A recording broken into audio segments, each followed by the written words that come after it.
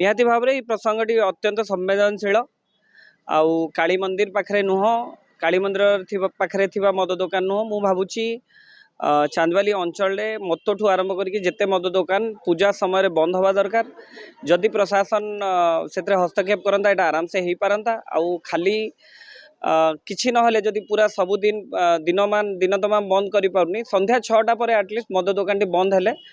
साधारणतः पिला माने कौन हुए कि बाहर विदेश रू आसता पाखे पैसा थाए तेणु ये मद फद पिला पर विशृंखलित होती विगत दिन में आम देखी ये गैंगरेप भाया घटना घटी आपणकर विभिन्न केस हुए माड़पीट हुए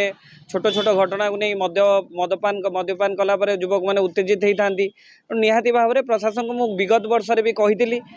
शांति कमिटी बैठक में गत थर भी मुझे प्रस्ताव देती कि जमी हो अध घंटा 6टारू संध्या 6टारू कम से कम मद दुकान बंद करवा दरकार किंतु गत थर तो हो पार ना एथर मु आशा करुच्ची